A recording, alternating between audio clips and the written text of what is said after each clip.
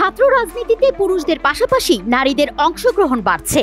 ছাত্রদলের সভায় সারা দেশ থেকে আগত নারী নেতাকর্মীরা এমনটাই বলছেন। তারা বলছেন, রাজনীতির মাধ্যমে ভবিষ্যতে জনসেবার সংকল্প ও পরিকল্পনার কথা।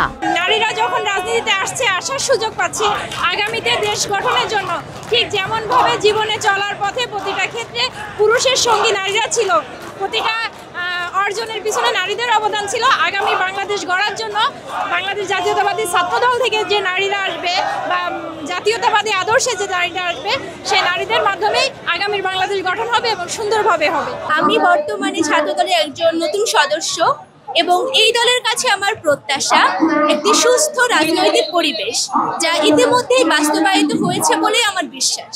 ছাত্রদলের নারী নেতৃত্বের একাংশ মনে করছেন, রাজনীতিতে নারীদের অংশগ্রহণ আরও বাড়ানো উচিত, তবেই নারীরা তাদের নিজেদের অধিকার নিজেরা প্রতিষ্ঠা করতে পারবে। এখন আমরা বাংলাদেশের প্রত্যেকটা কলেজ ভার্সিটির মেয়েদেরকে উৎসাহ করব বা উৎসাহ করতেছি রাজনীতিতে আসার জন্য। মেয়েরা রাজনীতিতে আসলে মেয়েদের অধিকারটা মেয়েরাই প্রতিষ্ঠিত করে। এখন আমি একটা মেয়ে হিসাবে আমার অধিকারটা আমি নিজে প্রতিষ্ঠিত করতে পারবো, আমার কোনো ভাইয়ের মাধ্যমে প্রতিষ্ঠিত করতে হয় না। তাই মেয়েদেরকে রাজনৈতিক সচেতন হওয়া অবশ্যই প্রয়োজন।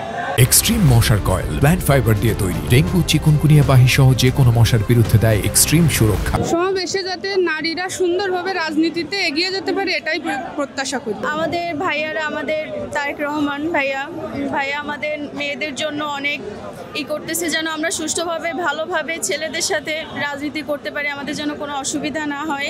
সেভাবে মেয়েদের দিকে ভাইয়া একটু খেয়াল দিচ্ছে যেন আমরা ভালোভাবে করতে পারি। নারীদের পর্যাপ্ত অংশগ্রহণ আরও বেশি জরুরি এবং সেইভাবে আমাদের রাজনৈতিক দলগুলোর উচিত যে নারীকে কিভাবে রাজনীতিতে আরও বেশি প্রতিষ্ঠিত করা যায় সেই পরিবেশ সুনিশ্চিত করা।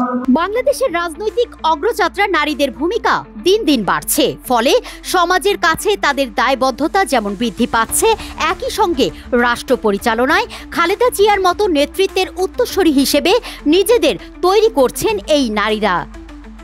তুলনা আফরিন, বাংলা নিউজ 24, ঢাকা।